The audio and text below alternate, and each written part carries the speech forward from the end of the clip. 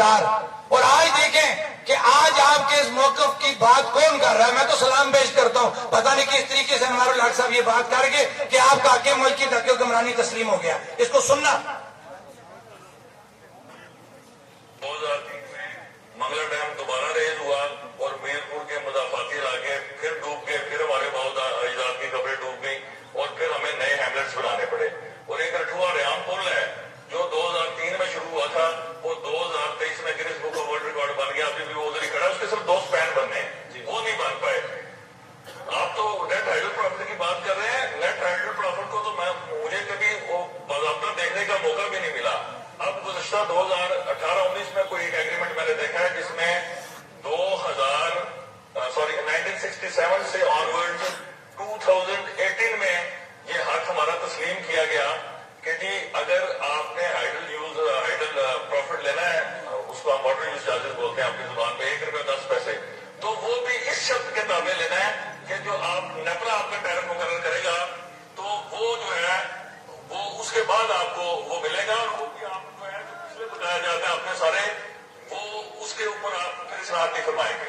وہ غریب سے ایگریمنٹ تھا, لیکن نہیں وہ اس لیے رائٹ آپ نہیں ہو پائے کہ اس کو کیبنٹ کی اپروول نہیں تھی اور اس میں پریزیڈنٹ آف لانچ کے دستخط نہیں تھے. تو میں نے اس ترمیم کو تسلیم کرنے سے نئی آپ ان کو میرے ایگریمنٹ میں میرے سر نیا ایگریمنٹ ہے نہ تو اس سے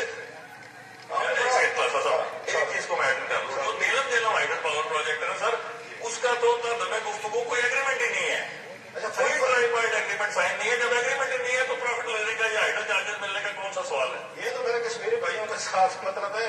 وہاں پہ خیبر پختونخوا والے رائٹلی سو وہ تربیلا کی ساری رائلٹی لیتے ہیں, بلوچستان والے گیس کی لیتے ہیں, جب یہ پنجاب میں یا سندھ میں گیس ہوتی ہے وہ بھی اپنا جو بھی ہے ان کو شیئر وغیرہ ملتا رہتا ہے. تو آپ کا تو اتنی بڑی وہاں سے بجلی پیدا ہو رہی ہے تو رائلٹی نہیں مل رہی ہے, تو میرا خیال ہے ٹوٹلی آپ جسٹ اتنے آپ کے بلینز آف روپیز بنتے ہیں جو ملنا چاہیے. اچھا آپ ایک اور یہاں پہ جب ان سے بات ہوتی ہے, اس دن پاور سیکرٹری بھی تھے راشد انگار صاحب نے بریفنگ دی کچھ صحافیوں کو, تو وہ یہ بات انہوں نے ایک جگہ کی تھی کہ ہمارے بجلی کے بلز آئے اتنے ان کو پاس پینڈنگ ہے, وہ نہیں دے رہے. پھر اس کے بعد ہم نے ایٹ سورس کٹ کرتے ہیں تو وہ بھی ناراض ہو جاتے ہیں. آج آپ نے بات کیا, ان کو بھی شکایتیں ہیں کہ جو بجلی کے بلز آپ کی طرف ڈیو ہیں وہ نہیں پے کرتے, لہٰذا میں سورس ان کی ڈیڈکشن کرتے ہیں, جس کی بات آج آپ نے کی ہے کہ 20 ارب جو بات ہے انہوں نے 90 سے اس جملے پہ اعتراض نہیں ہے کلاسا صاحب. سر بس سب احترام بجلی کے بل ایڈوانس میرے سے 10 سال کے لے لیں. مجھے اس جملے پہ کیا اعتراض ہے؟ مجھے اعتراض اس بات پر ہے کہ جب وہ ایک بڑے مشہور سی کہاوت ہے کہ میرا کوتا کوتا اور آپ کا کوتا ٹامی,